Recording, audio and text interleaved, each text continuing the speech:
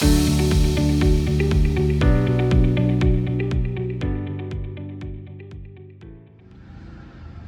put the concrete box in for the electrical. The transformer will go on top of that in a kind of a green container. And spent the week trenching through the woods for conduit, as well as the electrical wire, which is just put in sand with a red warning tape around it, so that if somebody someday is digging, they'll see that tape and know that they need to stop and check it out.